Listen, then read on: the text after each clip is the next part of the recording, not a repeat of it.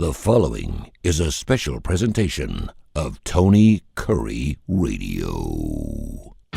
Keep your mission on your mind and your mind on your mission. This is Mission Minded with Michael Coleman.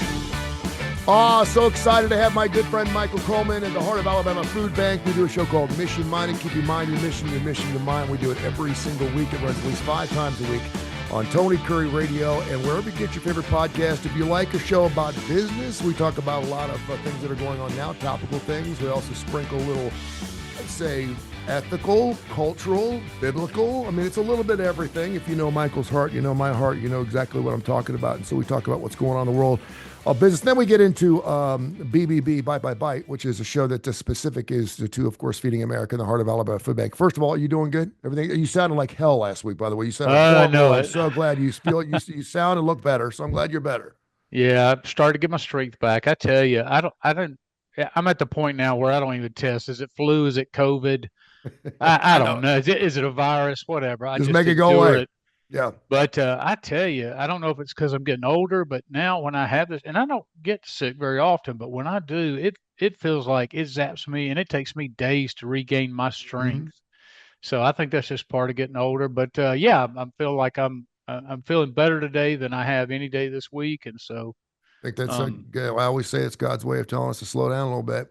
You know, if you're in a hurry, he's going to put you behind the slowest car on the interstate. It never fails. It's just the way it is.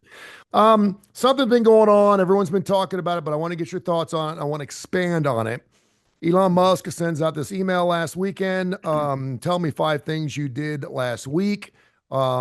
The superiors, according to each individual department, some are saying don't touch it, don't do anything with it. He's saying that if you don't respond to me, it's going to be basically a termination. These poor government workers, whether they have a job or not, or whether they deserve it or not, it's not even the point. I can imagine I just think about getting a letter from my corporate boss, and he's not even the corporate boss. I mean, he doesn't even work for the United. He doesn't have a cabinet position, right? So do we believe in this guy? I mean, what are we doing here? And he's your corporate boss. You know, say the president of Feeding America calls you and says, Michael, in a very short form, knowing that people are getting their heads chopped off every single day. Give me 5 things you did last week, and if you don't respond, I'm going to fire you. And you're like, and so beyond that point, I wanted to talk about, because we've all been through evaluations. We've all been through working evaluations, every year. Most businesses have a thing where you come in and you meet with the boss. They describe, are you having any issues? Is there anything we can make you better? And then they tell you what you can do better at your job, and you usually fill something out. And we've done that. And then after we talked to that point, I want to ask you specifically about exit interviews. I think those are really, really interesting, because a lot of people like to drop a lot. And we should be careful about what we say in those exit interviews. So give me 5 things you're doing. I would think that I would respond with a 2-page essay type of thing, and make sure that it's not 5 things like be a smart ass. I went and got a cup of coffee, number 1, number 2, went to the bathroom, and it just to keep the wolves off.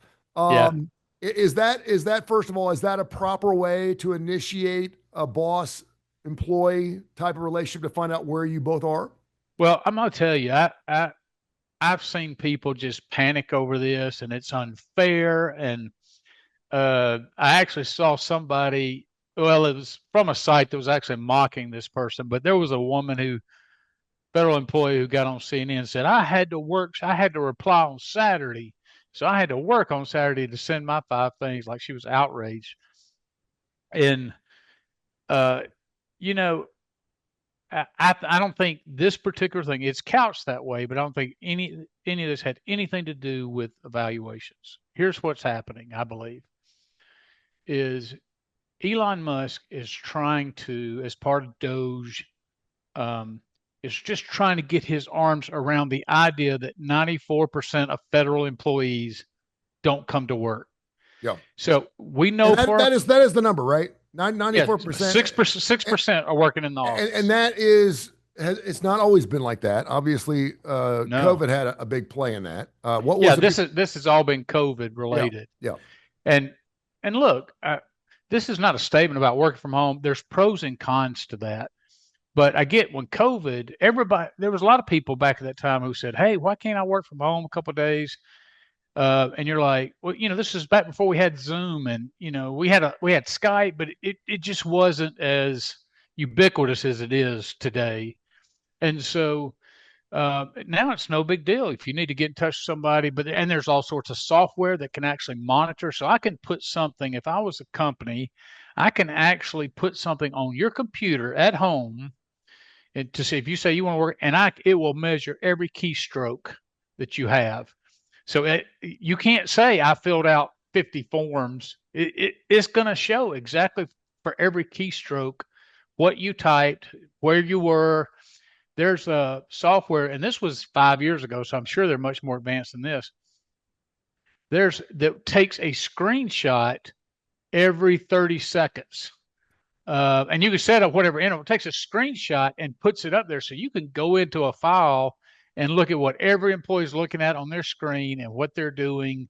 So if they have Facebook up, it's going to show what page they're going. So there's all sorts of monitoring problems. But I will tell you what I think this is all about. Is that legal, by the way? It is, because because the whole thing is this is company property. So you establish that in your own company time. I'm paying you for this time, and I'm paying you for this, and it's my property, your own. So that's why you can block somebody. If you get ready to terminate somebody, you block them out of their email before they get in their computer, before they have ability to go in there and pull anything off and do damage to the company and those kind of things. But what I think Elon Musk was trying to do, he's like, okay, 94%. So that's over 1 million people who are supposed to be coming to work, but work from home, some legitimately, some not. Some are getting paid, and we already know they've gone and they've started working somewhere else. Yeah. But they're still getting paid because there's no accountability. So what Elon Musk is doing is said, okay, you have 48 hours to apply to the 5 things. It really, I believe, did not matter what the 5 things were. I don't believe that they're sitting there of actually evaluating the 5 things. What they're doing is saying, okay, 300,000 people did not reply. I'm just making that number up. I don't know the number. But if 300,000 don't apply, then instantly they're red flagged. Mm-hmm. And now they're going to get scrutiny and maybe a direct email to them saying, and that maybe, because he's got these brainiacs with him that are doing all these algorithms. And so he's putting algorithms on some of the systems that are going in, and they can determine all sorts of things about what's happening. So what I'm saying is they can go in, they're you're highlighting yourself by not responding. If you respond, you're probably at least going to be, let's say you have another job. But if you would just go in and respond with 5 things, even if you just made those, and I'm not encouraging dishonesty, but I'm saying if I responded with 5 things, regardless if you just made them up or not, you're at least going to come off the radar for probably the next month or 2, because they're going to be focused on everybody who didn't respond. Yeah. And what are their key positions? Why didn't they respond? What's the legal ramifications? Some, people are going to file lawsuits, slow some of this down. But people get so outraged. And if you just step back from all of it, you're sitting there going, okay, you've been on the government dime now, working from home for probably 3 years, maybe longer, maybe 4 years, where you've gotten so comfortable. Nobody's telling you on a day-to-day basis what you have to do. For the most part, there's no accountability. You're not having to report. You're not having to meet quotas like, okay, I processed 100 Social Security requests or whatever it is. And so you've just been living, and it's like, look, the jig is up. Yeah. Look, if you're legitimately working and you take your job serious, then you've got no problem responding back and going, I did this, this, this, this, and this. And that you're ready to be. Now, it doesn't mean it's going to guarantee your job. But I know that there are people out there who maybe get you promoted. Yeah, really. I mean, seriously. I mean, I look at it as a promotion. Well, let me tell you, this is something else that came out. He actually brought, and I think he put this out himself on X, which is, a lot of people are looking at this the wrong way. You're cutting a lot of government, but you're going to be cutting a lot of super. So if you're somebody who can prove that, hey, I've been working and I'm hard and I'm committed to my job, when I really didn't have anybody looking over my shoulder, he talked about that may elevate you up to a supervisory position, and we're just cleaning out a Yeah. bunch of dead weight where people are just waiting on pensions. And he's probably looking at people that are reapplying. I mean, if you're taking the deal, you weren't doing squat. You were either going to retire or you weren't working with this lick and okay, they caught me. I'm taking the money through September. I'm done. I don't have to work another day. If you do get fired and you were we know that part of the IRS has been cut. Listen, it's not perfect. We're not saying that everybody is living off the government's teat. I'm not saying that, but there are a lot of people, there's a lot of waste there, a lot of fraud going on. But then if you go back and reapply and say, listen, I was very intricate, very important to this, but blah, blah, blah, blah, blah, they may look at that and go, wow, this person wants this job, because the whole idea, and I heard them talking to a government worker on NPR the other day, and I just want to help people. I'm like, and I appreciate that. There's so many different ways we can help people, but he was making $83,000 a year helping people, working 4 hours a day. And I'm kind of like, I'd love to help people for 4 hours a day at $80,000 too. So let me ask you this, as a CEO, which you are, and as a business owner, which you are, what have you learned from what Elon Musk is asking, or what he's doing? I know it's rash. It doesn't look, normally you're a nice guy. You would say, I hope you all having a great year so far. It's been exciting here at the Heart of Alabama Food Bank. I'm just trying to feel everyone out and make sure that we're optimizing our opportunities and our deficiencies. And hey, could you tell me, for example, just give me 5 things you guys did last week. Let's have some fun with this. We'll have a meeting next Monday. That's the way you do it. Well, Elon says, give me 5 things or you're fired. I mean, it's well, and what have we learned here? Yeah. Well, first of all, like I said, go back to how many he's trying to wrap his arm around a very bloated, inefficient, ineffective, outdated system. All, like he said, across the board, the software and the hardware systems, but primarily the software systems, don't interface. They're old systems. The idea is so overwhelming to a lot of departments. They just keep the old, even though it's not good, even though they've got new technology that could come in, but they're so inefficient. And so somebody who's a supervisor or who's a department head, like a lifelong employee, I'm not talking about these political people who come and go. These lifelong employees go, look, this is going to be a monster. So I'm just going to ride this out at the system. I get it's not as a fit.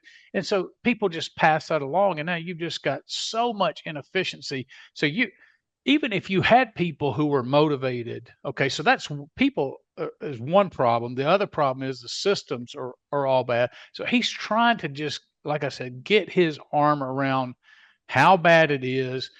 And the thing is, there's no way to do such an enormous task in a way that you can sit down and feel through everybody's feelings and address all of it in a caring way. Let me back up. Do you have a problem with him going directly to the employee as opposed to going to the employees higher up? Because I mean, I would tell you he couldn't do he could not do it any other way. Let me tell you why. So here in the city of Montgomery, years ago, the public schools, I don't know, maybe if I talked about this recently, forgive me or remind me. But the city had taken over, this is about 6-7 years ago, was taken over the education system. The Montgomery County school system was taken over by the state.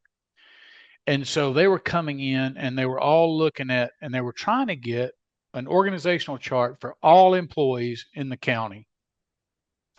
And they couldn't even get that from the unions and things like that. They couldn't even get a full accounting. But then when they did, they said, okay, well, let's talk through these things. And they said, we really don't need, and I forgot what position it was. We really don't need this position. Let's eliminate it. Well, everybody stepped. You can't eliminate Clara's position. She takes care of her mother. So they were like, okay, well, maybe we could shift this job. Oh, you can't get rid of Mike. Mike has been here. Mike's the one who, and so you're trying to be surgical, but everywhere you turn, when you put a face in it, you're going to get pushback because literally everybody has a story. And so I don't want to come across as being indifferent. I have an organization of about 50 employees. I know each of our employees by name, by sight, and I can sit down and assess if this position has to go. Do I want to try to move this employee? I know their individual gifts and talents, but when you come into something as with the enormity and a big a mess as it is, it's bloated. Can you imagine him going, okay, I want all the, first of all, the cabinet people are not going to know. So you're going to have to go down a couple of levels to get to the career civil servant. Yeah. And then you're talking to them, and what are they going to do? They want to justify their own purposes, their own means. And so they're going to tell you, I got to have everybody. You can't cut me. And the reality is, you have to come in when they're talking about cutting some departments by half. And they're like, oh, that's so drastic. The reality is, if you updated departmental software systems and got more efficient, the vast majority is a lot of the software would not only make it more efficient, but you could reduce it with almost zero impact, where people could go online, do the things they need to do online, have systems checking the system, and then you have people that kind of troubleshoot that rather than the systems that we have today, which the IRS, anytime you get a note from the IRS, it comes in, you have X amount of days to respond, but you can't do it online. You got to mail it back. You know how inefficient the mail system is. It just is never ending about how inefficient government is. And then you got this problem of people who feel like, when I get in this system, it's my job, it's my right. How dare you? Look, I know that sounds like I don't care about the individual, and nothing could be further than the truth. But when you're looking at a country system, one that's $36 trillion in debt, one of the things you're going to have to do when you're looking at an ineffective, bloated, inefficient system is you're going to have to make some, you can't nibble around the edges. You're going to have to cut deep into this. And then when you cut into it and say, make it work, let's upgrade your systems. And then you might say, hey, you know what? We might need to add a few more over here, or we might need to do, or you know what? We find out we could cut it again in half again.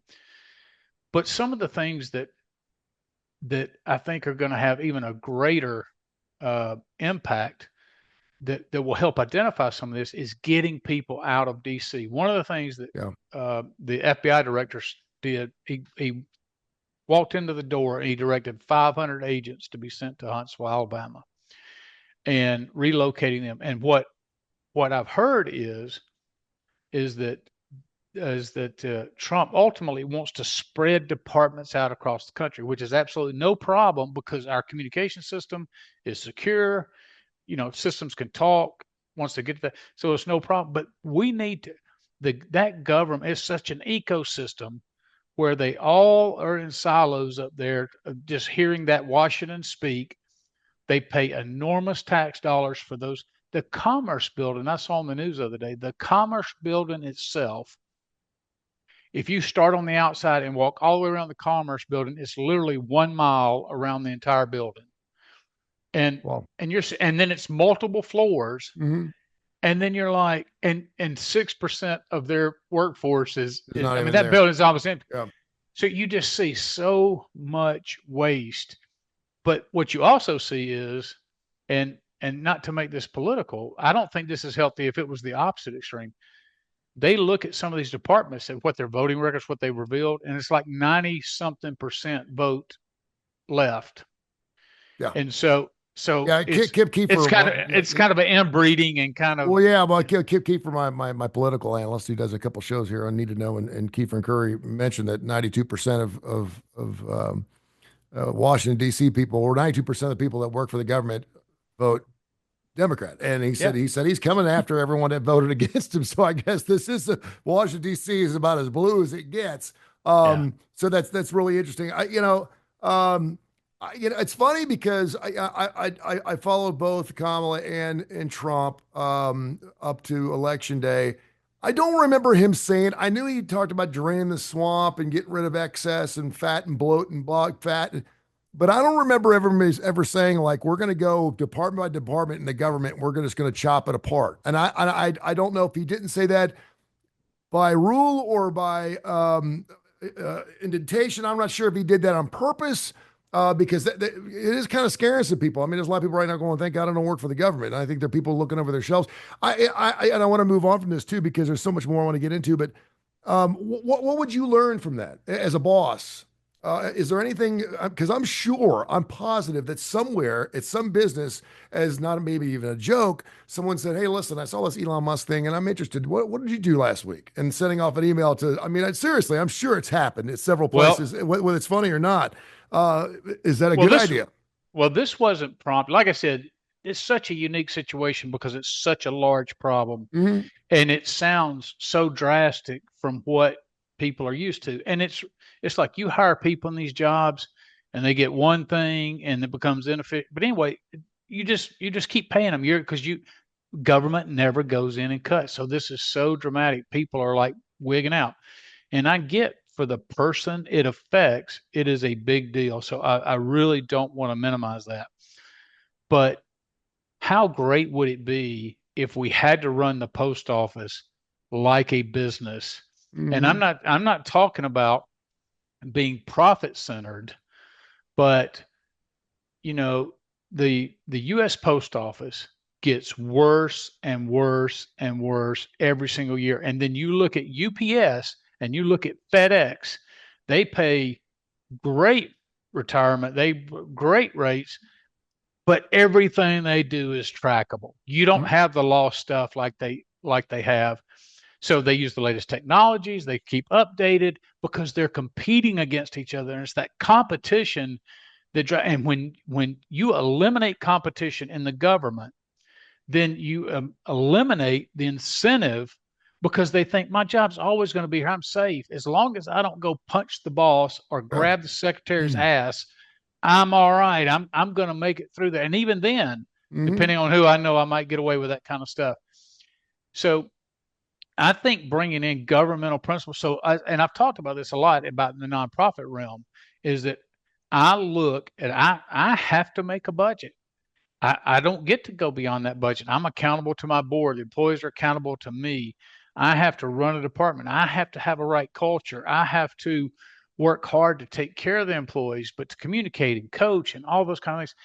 And all of that is because I have a higher end and goal, which is this organization has to be effective and efficient because there's a finite amount of dollars supporting it and we have to feed hungry people. So it's very urgent. So that has to come from within us to drive that. Yeah. Well, people say, "Oh, I just want to help people." Well, can you imagine the average person who works at the IRS and they're reviewing tax?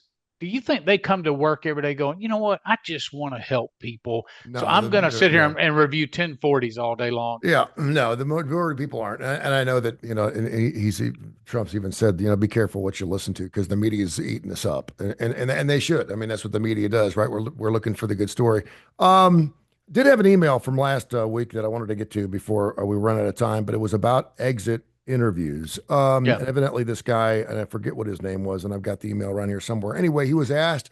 He left on decent terms, according to his email. It was amicable. I'm not sure what that means. It was maybe one of these things where I'm going to quit before they can fire me deals, right? Yeah. And then they have corporate policy. They have an exit interview. And he's like, I didn't tell them a thing. I didn't wasn't faithful or truthful at all in any of it because if I did, it was stuff that they needed to know, but it was going to make me look bad. It's not my business to know, the rats that are running down the hallway after the lights are turned off every night. Is that the right thing to do? During an exit interview, and again, it depends on the situation. If you're Yeah. leaving to go get a better job, or maybe they found you a better job and you appreciate that, you obviously are going to be a little more complimentary. But in the most part, exit interviews, are they good? Well, let's talk about the perspective. So, in a perfect world, let's just say somebody's retiring or they're moving on willingly. So, everybody's on good terms, Yeah. no hidden agendas. I like exit interviews for one thing with somebody who is, especially if I really value them and respect them as a person and then as an employee, I want them to give me their perspective on what they see that's going well and what's not going well. Because lots of times I've learned that employees have this code of silence. They don't want to be a snitch. They don't want to rat. They don't want to turn other things out because they don't know the ramifications of what'll happen.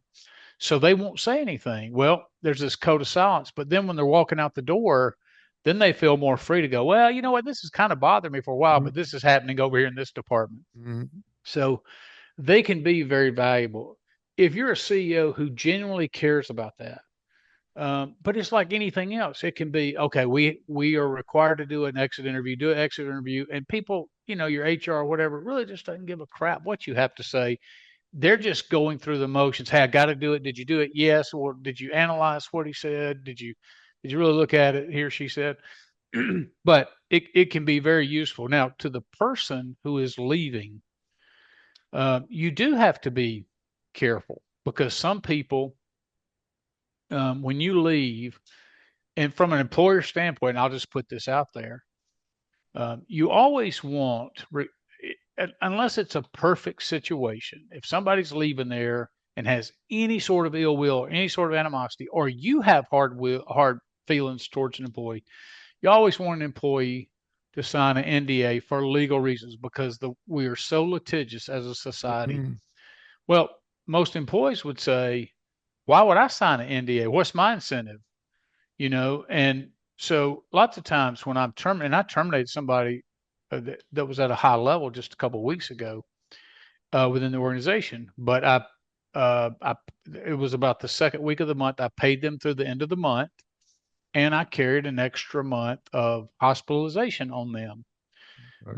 And because I was not mad at the person, it was just a competence issue. So I said, I'm going to do that to help you as you transition into new employment, and to keep as little impact on you as possible. So they were very thankful. And I said, but in order to get this, you're going to have to sign an NDA. Again, not that I'm trying to hide anything, but it just protects you legally, because people get mad. Their friends talk them into suing you, all that kind of stuff. So they did that. So lots of times you have to give a little gravy, if you will, to an employee, giving them some type of severance for them to sign an NDA. But employees sometimes will want to blow the place up when they leave. They're like, I'm going to tell that CEO off. I'm going to say, you're the biggest SOB, blah, blah, blah. And if you've got severance on the line, that can blow all that up. And the reality is, it's just a poor reflection, because think about it. If you had a CEO or an organization that would call and say, yeah, they have the ability to be rehired. In other words, I might not rehire them, but they didn't steal, they didn't, do anything like that.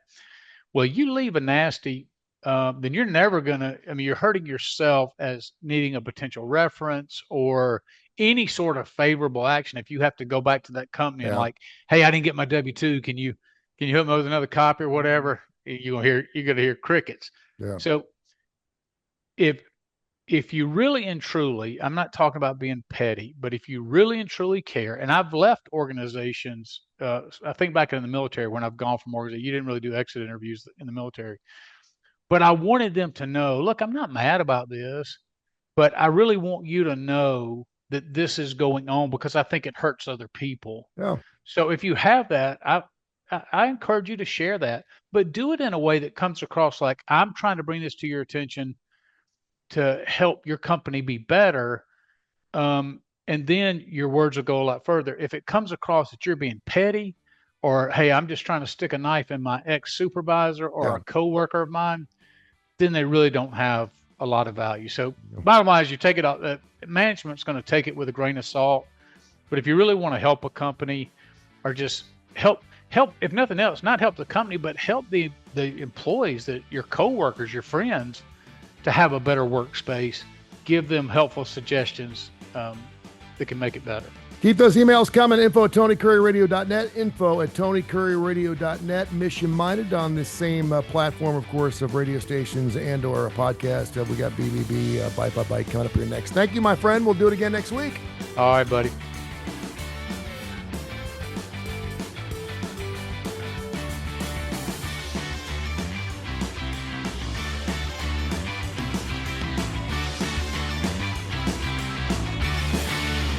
This has been a special presentation of Tony Curry Radio.